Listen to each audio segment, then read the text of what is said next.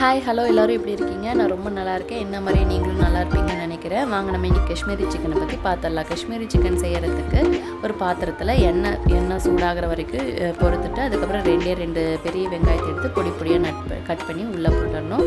அது நல்லா brown colour ஆகிற வரைக்கும் நல்லா வணக்கிட்டே இருக்கணும். ரெண்டு பெரிய பழுத்த தக்காளி எடுத்து மிக்சியில் போட்டு கிரைண்ட் பண்ணி வச்சுக்கணும். தக்காளி வந்து வெங்காயம் ப்ரௌன் ஆகும்போது நம்ம தக்காளியை தூக்கி உள்ளே ஊற்றணும். உள்ளே ஊற்றி அதையும் நல்லா வணக்கணும்.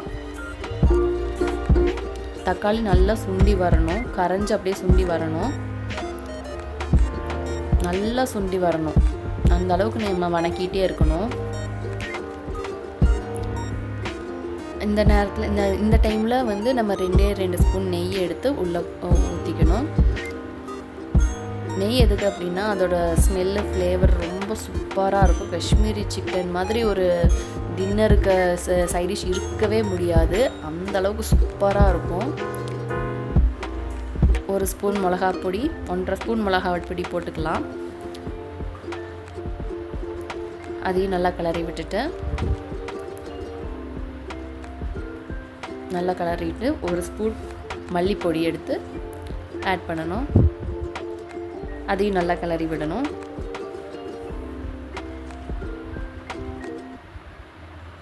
கொஞ்சம் தண்ணி ஊற்றி அப்பப்போ கிளறி விட்டு சுண்டை வச்சுட்டே இருக்கணும்.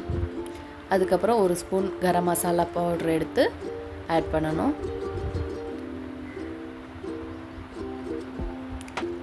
அதையும் நல்லா கலந்து விட்டுட்டு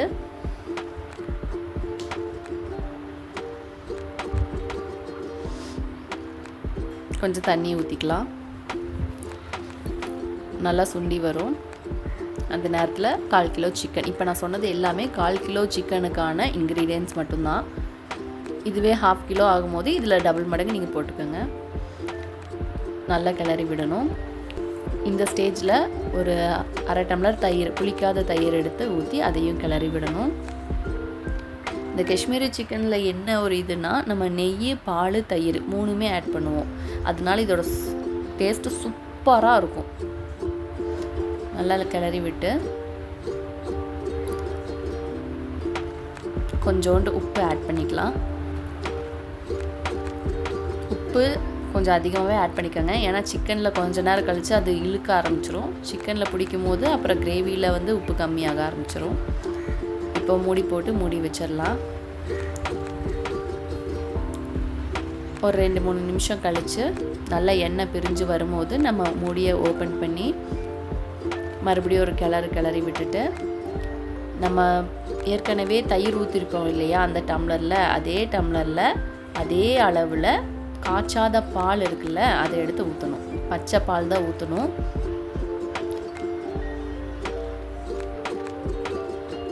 ஊற்றிட்டு நல்லா கிளறி விட்டுட்டு மறுபடியும் ஒரு 5 நிமிஷத்துக்கு மூடி போட்டு மூடி வச்சிடலாம். இப்போ ஓப்பன் பண்ணிவிட்டு கடைசியாக ஒரு மேஜிக்கல் இன்க்ரீடியன்ட் சேர்த்த போகிறோம். அது என்னென்னா கஸ்தூரி மேத்தினா வேறு ஒன்றும் இல்லை, வெந்தயக்கீரை இருக்கு இல்லையா, அதை வந்து வெயிலில் காய வச்சு அதை எடுத்து வச்சுருக்கிறது தான். அதையும் வந்து ஒரு கைப்பிடி கொஞ்சமாக எடுத்து கையிலே நசுக்கி அதில் சேர்த்திடலாம். சேர்த்திட்டு இப்போ சர்வ் பண்ண ஆரம்பிக்கலாம். சூப்பராக இருக்கும். இதே மாதிரி நிறைய வீடியோஸ் நான் போடுறேன். என்னோடய வீடியோஸ் பிடிச்சிருந்தா சப்ஸ்கிரைப் பண்ணுங்கள். பாய்.